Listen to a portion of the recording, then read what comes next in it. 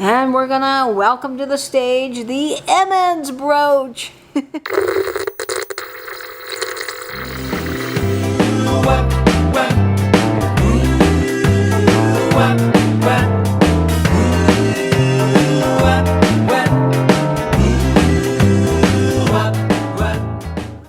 Hey guys, this is Katie with Vintage and Vinyl, back with another great video for you today. And in this video, I'm going to be sharing with you my brooch collection. Now, I have a pretty big brooch collection, so it's going to take several videos to get through it all. But today, I'm going to show you my main jewelry case, which houses all of the brooches that were gifted to me by my grandmother, and then a few other special ones that I've collected along the way. Now, most of the jewelry cases I use to store my brooches are those fun leatherette vintage ones from the 1950s. I've got several mealy or melly, however you say it, cases, and then I've also got a few unnamed ones that are just gorgeous, and I think that they're fun. So that is really how I store my brooches, and I've got a few cases that I'll show you. So today we're going to look at case number 1, but I do have 4 cases, so you want to stay tuned for that. It's going to be a lot of fun. So all of these sparkly brooches coming right up. Okay guys, so we are looking at my brooch collection, and I'm going to show you the first case that I have. I have a pretty big jewelry case here that I just keep adding brooches to. It's a lot of fun, and I store all my brooches like this inside the case. I've been thinking about doing some reorganization lately and really putting things so they're not all stacked on top of each other and they don't get scratched up, but for now this is how I have them. Now, in order to show you these brooches up close, I'm going to move the camera down and we're going to take a look at each of them individually. So stay tuned. Okay guys, so this is the brooch that started it all. This was the first brooch in my collection. This is my grandma's poodle brooch. Now, she gifted this to me a few years ago, and I just fell in love with it. I thought it was so cool to wear something that my grandmother wore so much, and I'd heard about through pictures, and my mom would talk about how she loved this brooch, and it just really was fun to wear. And I started wearing it pretty much every day before I had a big brooch collection like I do now, and people would stop me in the grocery store and in the gas station parking lot, and they'd say, "Oh my gosh, I love that poodle. Where did you get it?" And I'd say, "Well, it's a one of a kind. It was my Grandma Beverly's brooch." And people thought that was just the coolest thing. So that really sparked my love for brooches, and I just started collecting more and getting more as I'd go to antique shops and I'd find them on YouTube live sales, and I just have amassed such a fun collection of brooches now, and I have my grandmother to thank for that. She really got me into the world of vintage fashion accessories. And I have to say, when you wear a brooch, it really is a style elevator. The minute you put it on, it's like, wow, it's such a statement piece. So I love this little poodle. Now, this poodle is pretty special, not only because it was my grandmother's, but because it is marked Boucher. And if you know anything about Boucher brooches, they really are a name to look out for. This is made by Michael Boucher. Now, he came from Paris, and he worked with Cartier in the 20s and designed a lot of their jewelry. And then in 1937, he opened up his own line. Now, Boucher brooches can go for a pretty big penny now. When you look them up, they are quite collectible. And I'd love to know where my grandma got this from. I don't know the story of this. I'll have to ask her. But I just adore this little fella. He's so 50s and so fun. He's got the little Jimmy eyes. And oh gosh, he's just fabulous.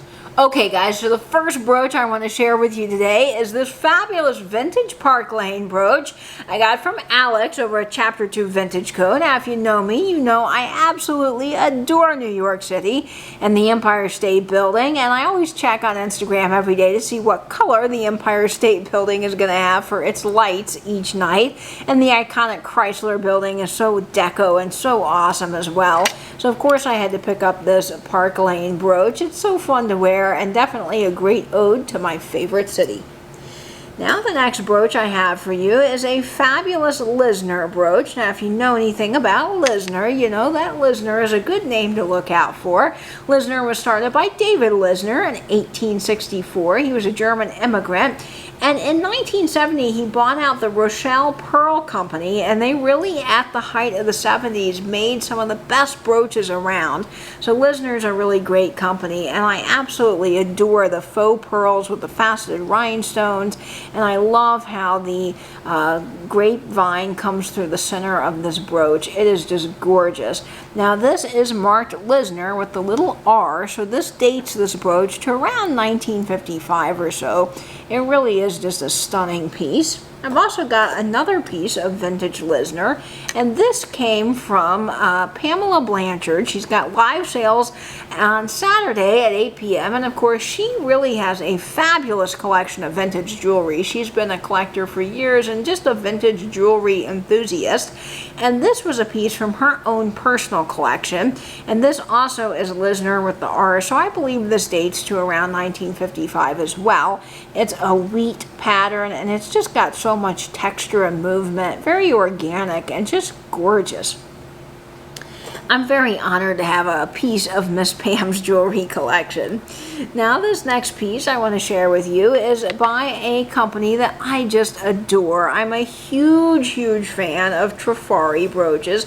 I think they are so well made, and I'm always on the lookout for them. And this is a sunburst design. It's got this beautiful big rhinestone in the middle, and I just love how this piece is. It's just so beautiful. It's kind of a little bit off center on one side, so you've got all this different movement and design going through it, and this is stunning. Now Trifari was founded by Gustavo Trifari and his uncle in 1910. Now there are different Trifari marks, so when you are looking at Trifari you can flip it over and see if it's Crown Trifari, regular Trifari, or KTF. Now this is a Crown Trifari brooch, and what that means is it's got a little crown over the T, but there are several versions of the Crown Trifari mark, so you can go online and look up your version and see which one you have. Now my Crown Trifari I would say is from the 1950s, but they did start marking their pieces Crown Trifari in 1920, and in 1925 they used several marks K, T, and F, which stands for Trifari, Crustman, and Fischl, so you can also look out for KTF brooches as being marked Trifari.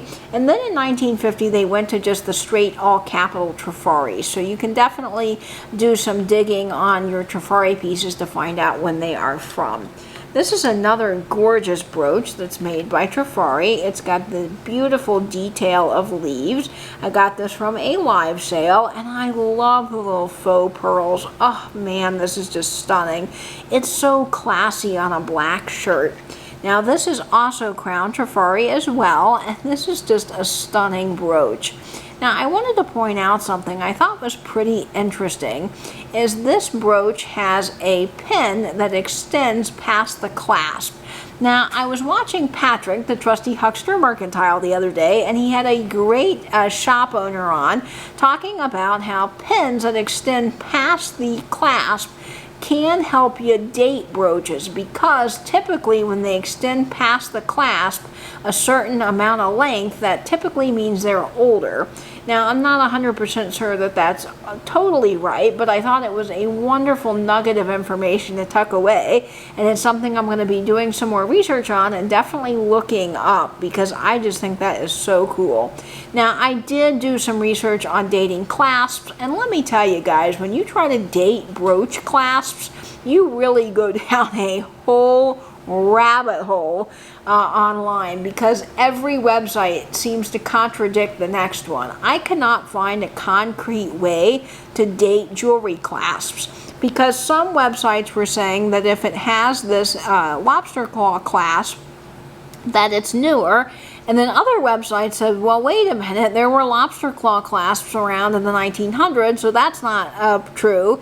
And I just couldn't seem to find out what the real answer is. So if you are out and about and you are looking at brooches and you know how to date a lobster claw clasp or any clasp, please leave me a comment down below, and definitely take some pictures. You can email them to me, and I'd love to get a definitive answer on that, because I think that would be really wonderful.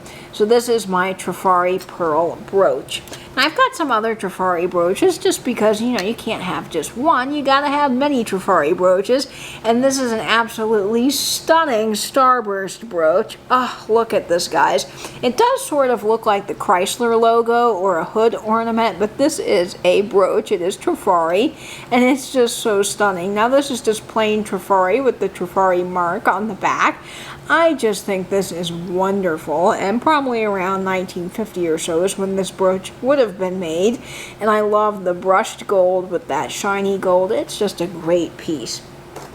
Now, the next piece that I want to share with you is not marked, and I honestly don't know who made it. I think it's probably from the 80s, just given by that design. It's got this pinwheel shape, and it's got all these different colors of stones, and I was just fascinated with this. This is one of the first brooches I added to my collection, and it's not marked, and I'm sure it's not one of the best quality brooches out there, but I had to have it for a couple of dollars, and it's still one of my favorite pieces to this day. I just love the way these rhinestones are cut, and I love the different colors because it really does match a variety of things. And there's the pin back. It looks very 80s to me. It's just absolutely stunning. Now, this next brooch I have is another brooch that I don't know who made, but it is very high quality. This is a gorgeous enamel brooch, and this is just sort of whimsical. It's a bowling pin brooch, so you've got your bowling ball and your two pins. Now, my guess is this was probably worn by somebody that was in a bowling league at one time, and they wore this on their lapel. I just think it's so fun, and I love going places, and it's a great conversation starter because people are like, oh, you have a bowling ball on your shirt. It's just fun. So this is a really fabulous brooch, and I can't wait to wear this more because it really goes well with my black hat. Now, this next brooch is probably one of my favorite brooches in my collection, and I got this from an antique store that I frequent a lot in St. Augustine, Florida. It's called Bazaar Bazaar. They were Anastasia Antiques, but now they're Bazaar Bazaar. And this is a gorgeous intaglio brooch. It's got the cameo in the center and this beautiful kind of crystally looking stone. And then you've got the brushed gold around the outside, the antique gold with the leaves. Oh my word, this is just gorgeous. This is a pretty hefty piece, so I do have to wear it on a thick shirt. It's got this pin back here, and then it can also be worn as a necklace. I do think there's some age to this, but I don't know how old. Now, intaglio basically means that this is reversed cut, so you'll see the image here is cut from behind. It's not on the center here, raised up. It's behind, and it's just absolutely beautiful, just stunning in the light. Now, this next brooch I have here is pretty fabulous because it belonged to my grandmother, and this brooch is not marked, but she wore this a lot. I can still hear my mom talking about it, and what's extra special about this is that it's a hummingbird, and my grandparents loved hummingbirds. I would call up as a kid, and they would always answer the phone in the kitchen, and they'd go to the kitchen window, and they'd look out, and they'd tell me all about the different birds and wildlife they were seeing in their backyard in Cape Girardeau, Missouri, and they had quite a few hummingbird feeders, so this one is extra special for multiple reasons, and I love its little Jimmy eye. It's just so beautiful and really a fun pin to wear. Now, here comes the moment you guys have all been waiting for. Drum roll, please. And we're gonna welcome to the stage the Emmons brooch. Oh my gosh, you guys, I wore this in a live video and people just were talking about it for days. I really sparked quite the conversation in the vintage community because this really is a stunning brooch. I am so honored to have this. My mom got this and she gave it to me and I love it. I didn't really know at the time when I got it that it was anything really special other than that it was just super cool looking. And I did some research and I realized I really had something here. And I just love all starbursts and atomic starbursts and sunbursts, anything starburst, I'm already hooked. And this is fabulous. I mean, it's got these beautiful art glass beads, faux pearls, even a little uranium glass rhinestone there. And it is marked Emmons. Yes, it is marked Emmons on the back. Now, if you know anything about Emmons, you know that Emmons is definitely a name to be on the lookout for. They are pretty fabulous. Now, Emmons was founded in 1949 by Charles Stewart, and it was named after his wife, whose middle name was Emmons. Now, Emmons brooches were not just your run-of-the-mill brooches. These were not brooches that you could just go to a department store or a grocery store and pick up. No, these were brooches you had to get an exclusive invitation to buy. That's right, you could only buy these at exclusive jewelry parties, yes, back in the day. And this Emmons brooch was made between 1949 and 1955. It's got that Emmons mark on the back with the little R next to it, so that does date this to that time. And Emmons were not around that long. They did make Emmons brooches with little tags that sadly fell off, so at one point they weren't stamping them. But this is really a fantastic brooch, and it goes for a gajillion dollars online. So if you find one of these, you definitely have something special because, well, it's Emmons and it's just cool. Now, I do want to point out that in 1949, when Charles Stewart formed Emmons, he also formed another company that we are all quite familiar with, and that is Sarah Coventry. And Sarah Coventry is a subsidiary of Emmons, and this is a Sarah Coventry brooch. Now, this one is marked Sarah Cov on the back, and I know there was some chatter recently about whether or not that is Sarah Coventry, but I did do some research and I found out that yes, indeed, Sarah Cov is also Sarah Coventry.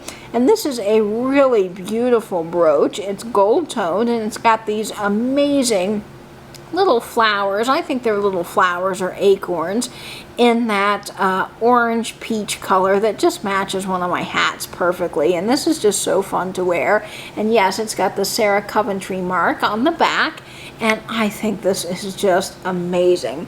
And I've also got a Sarah Coventry brooch here that I got from Mossstone Story Vintage. So I've got two Sarah Coventry brooches now in my collection. And this is a strawberry brooch. This is a pretty common brooch that you do find when you're out shopping. Of course, because it's Sarah Coventry, it can command a little higher price tag than most of the other brooches you will see. But this is absolutely stunning. The texture on these glass flowers are absolutely glass strawberries. They're not flowers. Geez, Katie. Glass strawberries are gorgeous. And then you've got these little faceted rhinestones. Oh my gosh, I just think this is a real stunner and really great with a red hat. Now, speaking of strawberries, I've got another strawberry here, and this is my grandmother's strawberry. She wore this all the time, and I think this is so neat to have brooches from family that remind you of them and that really honor their memory. So I am so glad to have this as well. Now, I've got a few more brooches here that are just unique, and this is one of those. This is actually a TWA stewardess pen. It's got the green and the red rhinestones on either side. It is marked TWA, and they would have worn these on their lapel, and I just think this is so fun. Of course, TWA is no longer in business, so this is definitely a fun airline collectible and a great little piece that I got from Thrift U. Now, I've also got this brooch here, and this is not marked, but this was my grandmother's. She wore this a ton too. And this is a cat. Now, look at his little whiskers. Is he not just darling? He's got these little formed whiskers, little wire whiskers, and he's got the Jimmy eyes, and I love those green eyes. And then he's got the faux pearl bottom, a little faux pearl collar, I guess that would be. And he is just so fun, ready for Halloween, but you could really wear this any time of the year. It's not marked, so I don't know who made it, but it definitely appears to have a little bit more of a modern clasp. But again, I'm still learning about dating clasps, so I'm not entirely sure. But he is just so fun, and my grandma wore him a lot. Now, this next brooch is one that I got from an antique mall here in town, and the lady that owns this booth has a really amazing collection of brooches. She has traveled all over the world, gone to many estate sales, and collected really a fabulous collection of vintage brooches. And she just has one of the best collections in town. So if you're ever in Jacksonville, definitely check out Fans and Stoves. And this brooch here reminds me of Nate. Now, it's not Wedgwood, but it is Limoges, France. Now, Limoges is not a company, it's actually a region in France, and they're known for their porcelain enameled boxes. And this is an absolutely stunning brooch, and I just thought of Nate because of Limoges, and I think that this is just lovely. I love the flowers. Now, I think that this might be a transfer design. It is just stunning. Now, I did find that this clasp was different than some of the other clasps I've been seeing on brooches, and it's pretty cool. So to open this brooch, you pull out the little stop here, and then the brooch releases, the pin, and then you stick it back in and shut it, and it locks shut. So this is not going anywhere. It's not going to fall off, and I really like that design. So this is a absolutely gorgeous brooch from Fans and Stoves. I've also got this unmarked horse brooch. Now, this was another piece that was my grandma's, and it's extra special. I love the silver tone, and it's kind of fun to have different figural brooches in your collection, and this would be a great Kentucky Derby pin.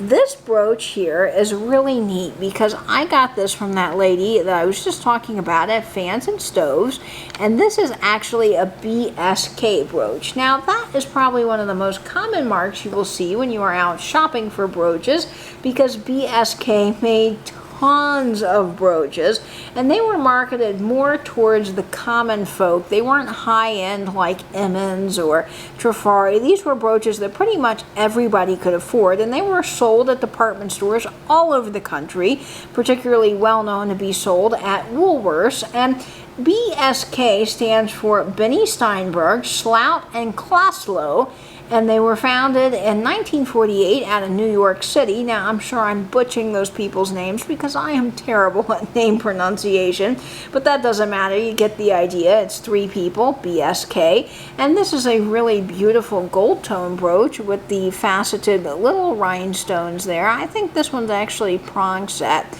It's just gorgeous, and prong set is always something that's of good quality. You want to look out for those prong set brooches, and there's the BSK mark. This is not, again, as high quality as Emmons or Trifari, but it is a really well-made brooch, and definitely a great one to look out for in the wild. This next brooch I got from Misty over at Thrifter Junker Vintage Hunter, and this is a lion brooch. Now, this one's not marked either, but it is very well made. It's a solid, hefty little piece. He's got his little green Jimmy eye, and he's just so fabulous. Don't you love lions? I do too. I think they're fun, and this is a great brooch to wear with a green hat or really anything, because these gold and silver tone brooch matches really so well with pretty much just about any outfit you have on. Now, this next brooch belonged to my great-grandmother, and I am still in awe at the person who made this, because I have no patience for crocheting or needlework or any of those kinds of things, and somebody took the time to hand make this, and the details to the flowers are absolutely amazing. So this really fascinates me. My grandmother says that she wore this quite a lot, and it's got a little safety pin on the back that holds it in place, and this is just so special because it belonged to my great-grandma and is still in such good condition. Now, the next brooch I bought from a seller on Etsy, and this is from someone that lived in London, and it has beautiful prong set rhinestones, which is something that you want to look out for. It's got a gorgeous wheat pattern, and I love the brown in these rhinestones. I think it goes well with my brown hat, and I just like the wheat design, and I'm really fascinated by the stones that have this sort of pointed shape to them on the end. I'm sure there's a specific name, but I just adore this brooch, and it was fun getting it all the way from England.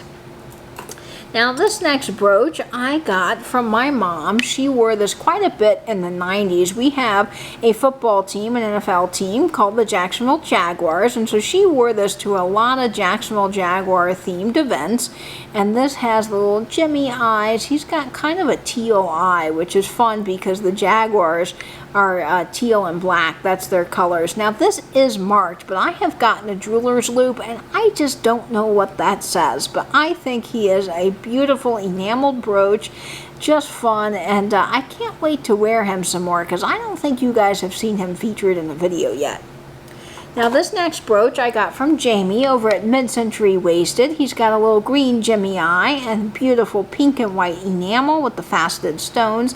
I think he's a spoonbill, but you guys can all vote in the comments and let me know what he is. He's just fun and fabulous in Florida, so of course I had to have him. Now he is not marked on the back, so I don't know who made it, but again, you can just sort of tell the quality of brooches by feeling the enamel and feeling the weight of the pen and just really feeling how that clasp fits in nicely and works. That's really a good way to tell a good quality brooch. So I just love this. And Jamie, let me tell you, Jamie packages things up so well. When I got this and a few other brooches from her, she had actually packaged it in a vintage Tiffany box. And boy, oh boy, was that just a fun little unwrapping experience. It made me feel so fancy and special. Now this next brooch is a little turtle, and I just think he's darling. This belonged to my grandmother, and this one is actually marked, and let me read the mark here. This is a vintage Napier brooch. And Napier is a very, very good company of brooches, and they have quite an interesting history. So Napier was actually founded in 1875, and they were known as the Whitney and Rice Company out of Massachusetts. And then after World War I, James H. Napier became the president, and they renamed it Napier and Bliss Company. Now, Napier attended the Paris World Fair, and he really was inspired by all those European fashions. So you see a lot of that included in his designs, and I just think Napier is amazing. Now, one of the things that I found when I was looking up Napier that I didn't know that I thought was so interesting was that Napier actually never used marketing in newsprint and on advertisements in the 50s. The way they did pretty much all of their advertisements is that they would actually send their brooches to Miss America contestants, or they would send them to, like the president's wife, Eisenhower, that had a few Napier brooches, and they would actually wear them, and it would become a great instant advertising. So I think that is so clever, and apparently Eisenhower's wife loved Napier, and her favorite brooch was the one that they gifted her, and she practically wore it every day.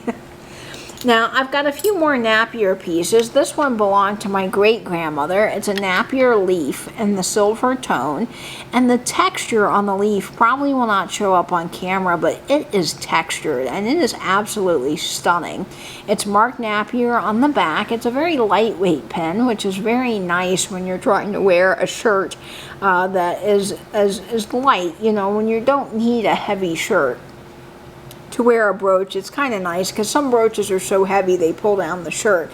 So this is really a nice lightweight brooch that goes with everything. I've also got this Napier brooch, which was my great-grandmother's as well. This is a beautiful butterfly in silver tone, and it's got some great texture on it. And I was reading a little bit into the silver tone and the gold tone metal, and you can do your own research, but during the war they did something very different. A lot of brooches were coated in silver tone. They were coated in silver tone during the war because they needed certain metals for the war effort, but you can go do a whole deep dive yourself on that if you would like. There's just so much information out there on jewelry that it really does become almost impossible to figure out sometimes what pieces you have. This next piece is unmarked, but I think it is definitely from the 30s or 40s. This belonged to my great-grandmother, and she wore this a lot. Grandma said she remembered her in this pen and the flower pen most, and this just has some really cool Art Deco design to it.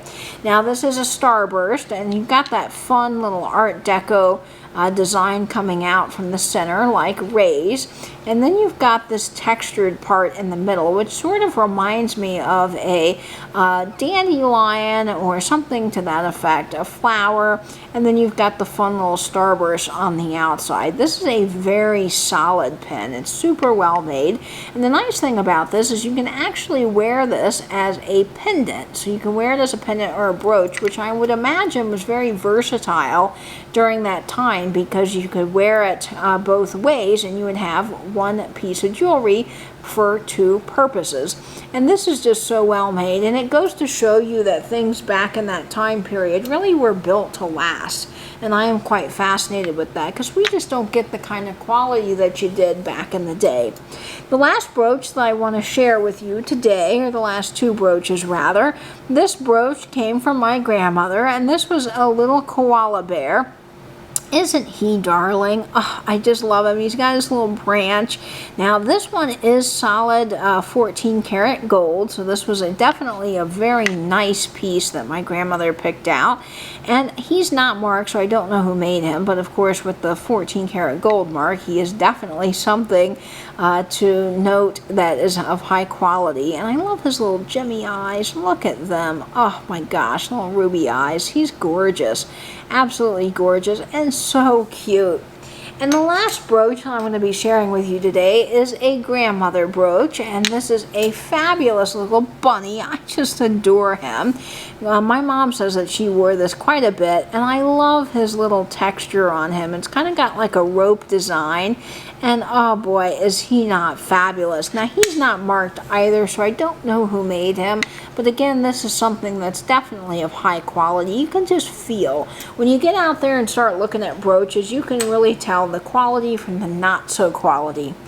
And that is it for all my brooches, but I did want to give a little shout out to Patrick, the trusty Huckster Mercantile, because I got this wonderful little Curoc plate from him on his live sale, and it is the plate that has been showcasing all my brooches today beautifully. So if you're not subscribed to Patrick, please go do so, and I hope you enjoyed this brooch tour.